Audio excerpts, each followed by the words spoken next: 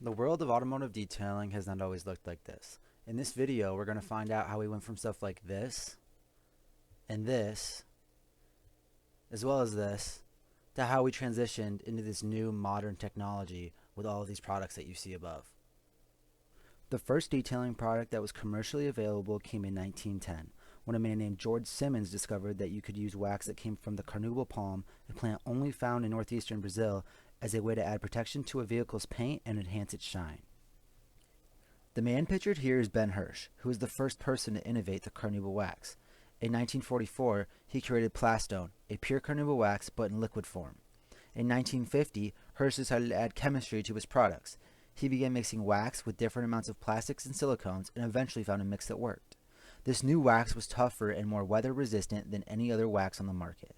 The improvement of the wax's longevity also came with a price improvement, as plastics and silicones were much easier and cheaper to obtain. Hirsch's company is now known today as Turtle Wax and is one of the leaders in the automotive industry. Another leader in the automotive industry today is Meguiar's. Frank Meguiar Jr. started his company in 1901 originally to make polishes for wooden furniture. When automobiles came out, people began using his products on the wooden trim on their vehicles. This became a massive hit, and the company began to develop polishes that worked not only on wood, but on paint. Car shows became increasingly popular in the 60s, and enthusiasts found that Meguiar's polish made their vehicles shine like no other. As people began to value the appearance of their vehicle more and more, technologies began to develop that would allow people to have the cleanest, shiniest, most perfect vehicle possible. Displaying these technologies, we're going to start out by showing the washing process of the car. So there I was spraying down the product with some soap, wiping it around, and then drying the vehicle. The first product we're going to be looking at is called IronX, which is an iron decontaminant remover. This product uses ammonium thioglycolate, a product originally used for perming hair that dissolves away iron particles that build up on a vehicle's clear coat. These particles develop from brake dust adhering to the vehicle and can cause permanent rust damage if not treated. During this process, you'll see that this product reacts, and when it reacts with these iron particles, it will turn purple, and that's how you know the product is working. So here are some great examples. Here's the iron on the paint. Here is the product working, and there's the after product. This is what is called a clay bar. It was invented in 1990 by Dennis Dean, and it uses polymers, rubber, and synthetic resins to remove tar, tree sap, and tiny particles that have bonded to the paint surface that make it feel rough and can affect the longevity of a paint protection. Here's an example of tree sap sucked to a vehicle's paint. Now if we listen, we can hear that it sounds rough, but as we use the clay bar, we will be able to see that as the process further goes, the clay bar removes that tree sap and it sounds nice and smooth again.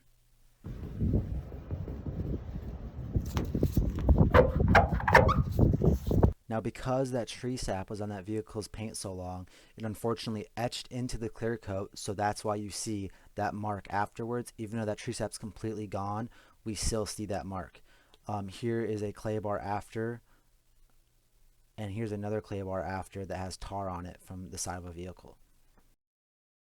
Moving on, we will now be looking at some different types of machine polishers and a little bit about the history on them.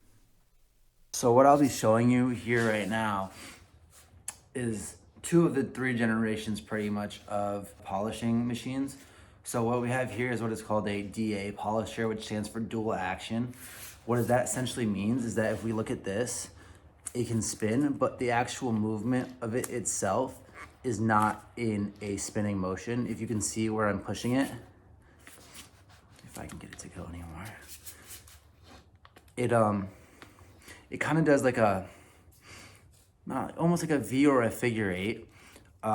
What that does is basically allows it to do a lot more work for cutting and polishing without swirling around, which can lead to potential more scratches. It's a lot more of an efficient way, but all of these machines relatively do the same job, but this just requires the least amount of skill and precision.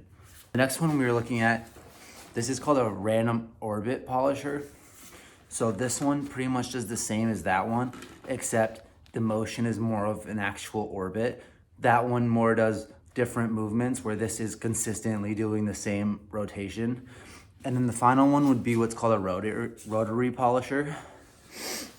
Excuse me. And when we look at those, they are literally just doing this the entire time. And so again, the one I just showed before, that would be the easiest. This would be the second easiest, and the rotary would be the third most advanced way. Here's an image of someone using a machine polisher from back in the day when they first came out. Another thing to look at is different types of polishing pads. So here we have, if you can read that, it is a wax and sealant black pad. It's called a finishing pad. This isn't really used for doing any compounding or polishing on the machine, but more of applying something like a wax. So something like this, a paste wax. This is a really old one, but we would put this on because it's not gonna cut into your clear coat at all. It's not gonna do anything. It's just simply to put the protection on the vehicle. Moving on, this white pad would be considered more of a light finishing but polishing pad. And what that essentially does is that just this material is going to be a little bit stiffer than what this would be, and what it's made out of is a little bit tougher too, so it's going to contact that clear coat and get down there a bit more compared to that finishing pad. And then another step down from that would be this yellow polishing pad by the company Rupes, one of the first companies actually to get into the polishing game. When you look at these, it is a little bit stiffer than that one again. So they pretty much just go down on levels based on their stiffness. And then what that will do is as lower you go, like the more stiff you get, the more it's gonna take away from the clear coat mixed with your polish or your compound. Stepping down from those would be a microfiber, what is called a microfiber cutting pad. So these microfibers are a lot stiffer than the foam. So these will really get down there and really take out more clear coat, and you get those deeper scratches compared to, again, foam pads. Another variation we see is what's called a wool pad. A wool pad is more for a rotary known, so more rotary based things use these. A lot of times this is used on metal, so if you do like polishing like aluminum, this is really good for that. But it's also kind of similar to the microfiber, and it will get around the same cut. So what we're going to be looking at here is the evolution of paint correction and the products and how they've come so far from where they originated. So a brief history on it is Frank McGuire Jr., the founder of McGuire's, the company, was actually the first person to develop a paint correction product, which was a polish that he used to actually use on furniture that they found out worked on paint for a car. And since then, they've been one of the leaders in the automotive industry when it comes to paint detailing and paint correction products. So what we have here is their McGuire's Ultimate Paint Correction Compound. So what this is a more aggressive version of a paint correction product. So here we would have a polish. These are actually all three polishes. This is a compound. So the only difference is, and how these actually work, are there's abrasives in here. So there's tiny particles that will etch away at the clear coat. So how you get scratches out is you're actually not technically getting them out, but you're actually leveling off the rest of the clear coat. So the scratch is just deeper in the clear coat, and that's why you can see it, because it's taking away some of that clear coat. So what you're doing with these products is you're taking out little microscopic layers of that clear coat to level it out and get rid of those scratches. Compounds like this use alumina as the abrasives that cut down the clear coat, and use mineral oil as a lubricant, as well as plant oil to enhance the paint's gloss. Moving on, we have what's called McGuire's Scratch X. So this is a innovation that came where they actually integrated a paint protection into the product. So essentially the liquid in this is a lubricant, but it also has polymers and a bit of carnauba wax in it. All polishes use clay particles as the abrasive and also use mineral oil for lubricant and plant oil for enhancement. The polymers in Scratch X are acrylic, and this technology was created in 2005. We have Sonak's Perfect Finish here. And what's really unique about this product is it is pretty much a 2-in-1. So it's pretty much these two together minus the waxing step. And how that works is the particles in this start off as a compound, but as you work it in, they get smaller and smaller and smaller. Looking at our final product here, we're looking at McGuire's Plastex. There is hazing that occurs in most people's front headlights, and this is a product that gets rid of that. The abrasive in this are plastic abrasives. So these polymers are designed specifically for plastic that's been developed. So this wouldn't be good on your paint, but on headlight restorations, it's awesome. Plastics came out the year after Scratch X in 2006 and uses the same formula as a compound, except it uses acid purified light alkanes to remove fading or yellowing in plastic. So when we look at all these products, we think, how did we get to this step in detailing? I mean, we go from this to this to this to that. How did we get here? So the leading driver in technology innovation for this industry, like most others, would be profit. So they see an opportunity, Maguire sees an opportunity to get at consumers, and they know that if they can make a product better, if they can make it easier to use, and they can make it cheaper, people are going to want to use it and people are going to want to try it. So what we're seeing here on this paint is what we call paint swirls. So these are caused from improper washing techniques, either from handheld or from automated car wash. And the only way to actually get these out at all is to either polish, and if necessary, if they're deep enough, you would actually have to compound the car as well. So when we're looking at this top piece is going to be with my hands using pads, and then this is going to be with a machine. So here I'll just give you a quick before.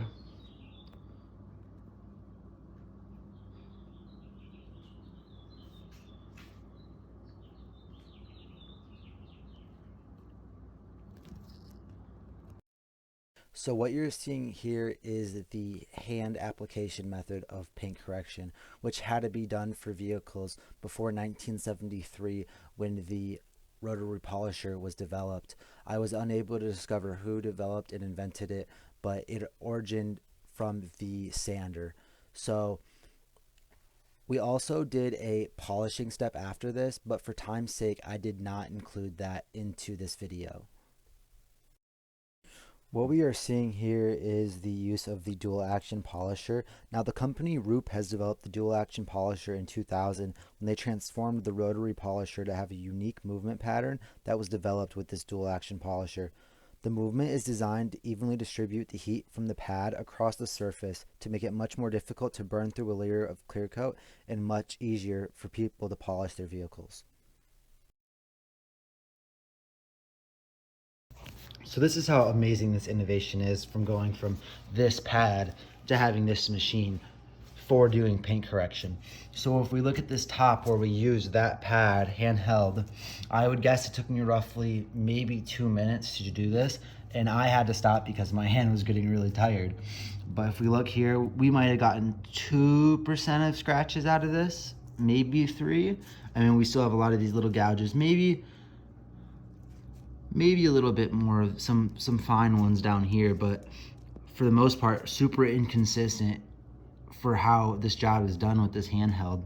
It's a lot more tedious versus if we look from this line to this line and we go down. This is just residue here, by the way, not actually a scratch. We see almost every scratch removed. If we go around, it's pretty incredible to see this technology at work. But yeah, almost every scratch is removed because it's so much more efficient having that machine, because it can work at such a high rate of speed compared to you working at your hand. Pretty awesome stuff. So the first product we're going to be testing is the most advanced one that we're going to be looking at today, which is Adam's Graphene Ceramic Spray Coating.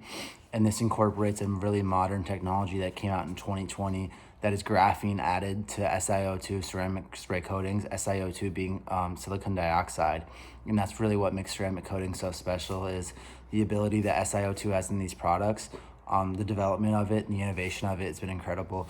It's more durable, longer lasting, more reflective, more gloss, more chemical resistant than anything else in the market, as well as hydrophobic properties. And we're gonna see that today in this testing. But for applying this, we apply it to a just a microfiber pad. You do a crash hatch pattern, so we go up, down, side to side, we'll see that, and then we wait a minute for it to do what's called a flash, and it'll do a rainbow pattern, almost like an oil spill. And then we wait 4 hours for it to cure. So let's get applying. The addition of graphene to this product allows it to have better resistance to water spots etching into the clear To coat, show you as just well as how better this resistance to product UV works, rays. I'm going to rub my finger, it's clean so it will not scratch the car, against the protected surface versus the unprotected, and you should be able to hear the difference.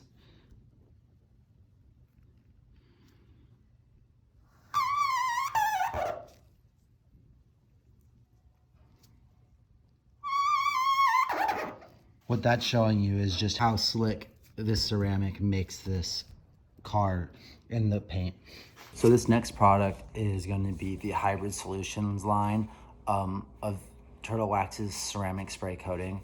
So this is going to be pretty similar to the Adams one we just looked at, except this one will actually be a lowered ratio percentage of SiO2, that silicone dioxide that makes these so special. These are graded, it says on the bottle, for 12 months. In my experience, the max I've gotten out of this was 6 months. But I'm sure it is possible. It just depends on the conditions your vehicle is in. And the process to putting this on is you spray on, wipe, flip the towel, wipe off, no curing time, no nothing. But if you do want maximum protection, you can do 2 layers, but they advise you to wait 24 hours. For this, I will only be doing 1. Ceramic technology was created in 2012 when silicon dioxide was incorporated into paint protection. The SiO2 in these products hardens to form a layer on the paint similar to glass. So what we're looking at here is a silica spray sealant. So this is developed entirely out of silica and polymers. So this is pretty similar to a ceramic spray, except this is not going to be as durable, and it's also not going to be as slick, but you still get hydrophobic properties out of it. This comes in at a price tag of $30. But this is a local company. It's out of St. John's, Michigan, so that's why this price is this way, because it is a small business, so they're not able to get their prices as low as these big companies in the industry. We're looking at, for protection here, again, up to 6 months. I found that it gets around 4, but same process as the one before. We will spray on and wipe off. Sealants use polyethylene oxide, which is what allows for the durability of a sealant and was created in 2001. Next product is going to be 303's spray wax. So this incorporates those natural carnauba that wax was first created from and synthetic polymers to develop a high gloss, high slick formula that is going to last up to 90 days. So you get around 3 months of protection. But with waxes, all waxes in particular, I found that you get about 2 washes before you start to lose your hydrophobic properties. So any water beading or sheeting, again, this is spray on, spray off, and you're looking at about price range $13 to $15. Spray waxes have been around since the 70s, and they use carnauba and natural wax as well as the addition of polymers to provide gloss and protection to the vehicle's paint. Moving forward, we will be looking at Meguiar's Ultimate Liquid Wax. So this is pretty much all a synthetic wax, so it is all lab-made wax. More will be discussed about that while we're applying it. And we're looking at, again, pretty much the same longevity as the spray wax, up to 3 months, but again, after 2 washes, you start to lose those properties. And they actually advertise this as their most advanced hydrophobic wax because it's all synthetic and it's made out of polymers. So it is more of a like sealant wax type of deal. And to apply this, you can use a DA polisher with a finishing pad for waxes and sealants, or you can use an orbital polisher as well. Today we're just going to be applying it with a foam applicator pad. This product uses the same polyethylene oxide as a sealant mixed with Meguiar's synthetic wax blend. So because both of these two waxes are the same application process as the last one, I will not be showing the video. So they are both carnauba and natural wax, as well as they both have polymers. The only real difference is that the natural wax used is different on both of them because they are 2 different evolutions of a product. So this product is Wax Shine Aqua Bead, which is a water activated ceramic sealant that bonds to the paint when wet. Polyaxylene and functionalized silica are the 2 products that allow for this bond to occur, and it was available as a technology to the public in 2021. So this is a ceramic coated car that has been coated for over a year, but as we can see, it was fading a little bit. And then after we use the wax shine on it, you can see that the properties are restored and is much more hydrophobic again. As you see, when the water turns off, it all runs away. All right, so we're back after 4 hours. So we're gonna test the hydrophobic properties of all of these.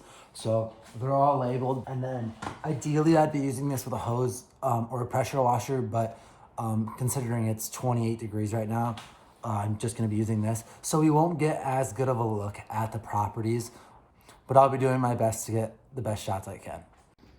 So when we look at the ceramic up here, we see these really tight beads, which is a good characteristic of ceramics and what is really the key identifier to looking at ceramics. And then if we bring it together, we can see that the water sheets together. That's also a really great property about ceramics, is that characteristic. Go to the synthetic wax and we see that the water does sheet together well. Which when I say sheet, I mean it comes together like this, and like doesn't leave any water right here. But as we see, we don't get the same beading structure as we do on the ceramic.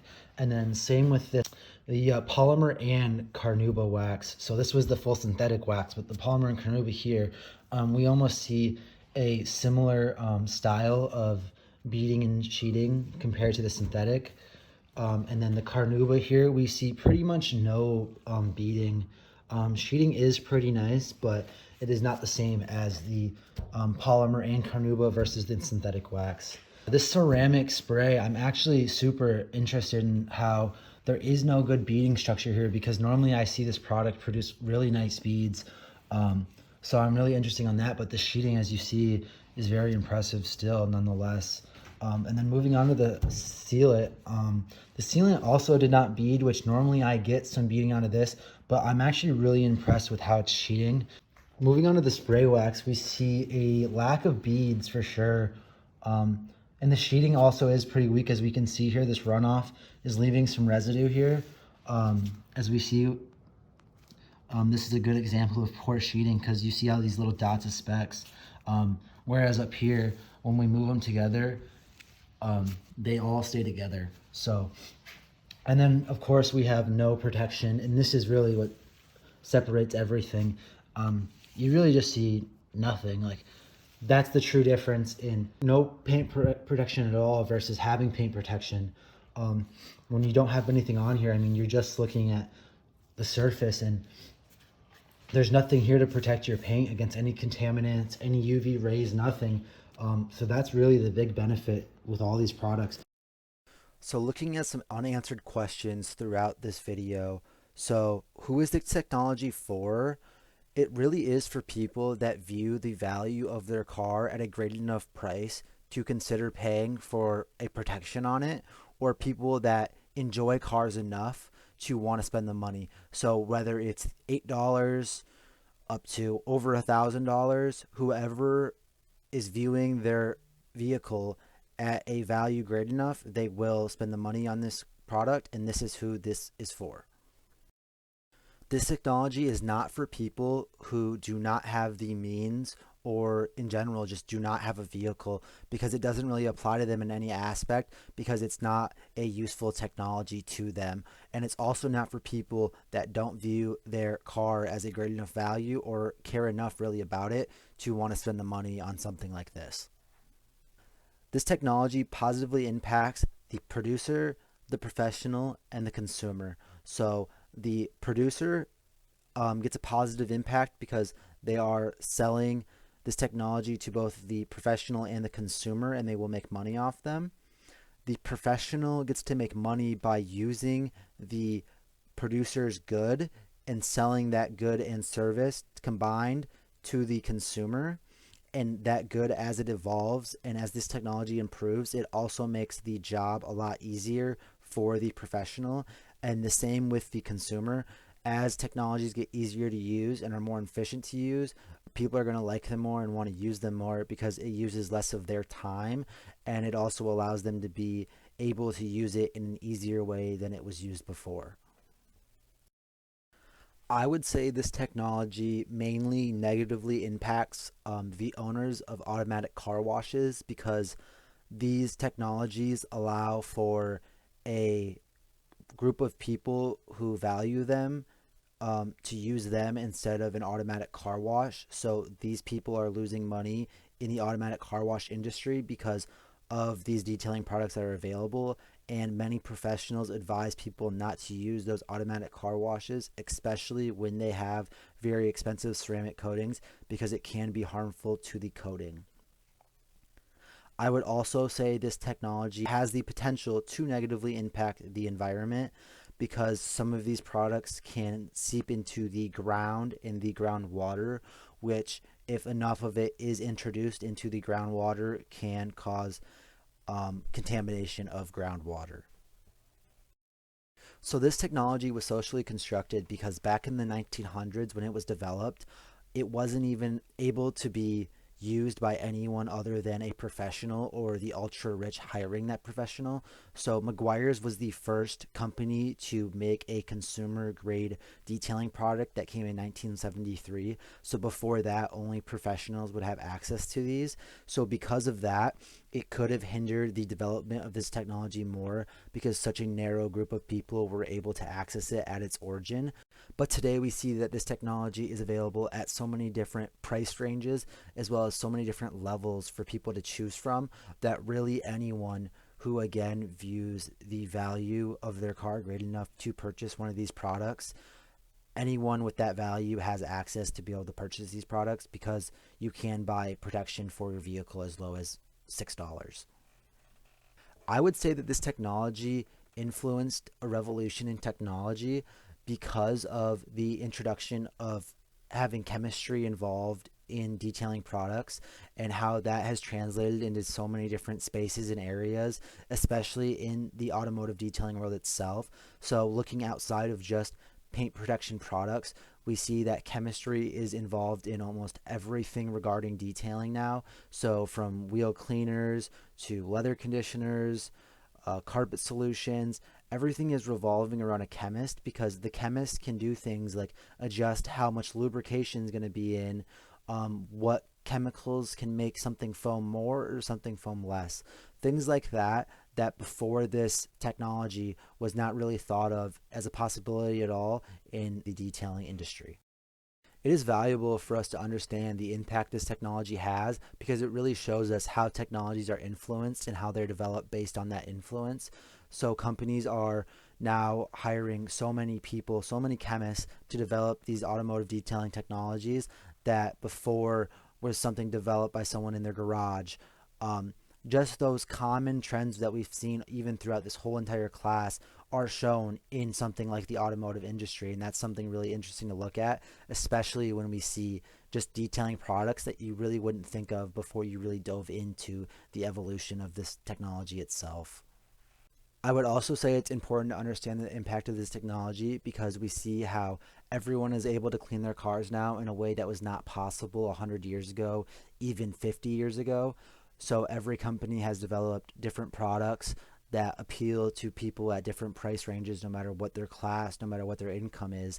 And that's something really interesting to look at in the detailing world and the access that we have for these products today.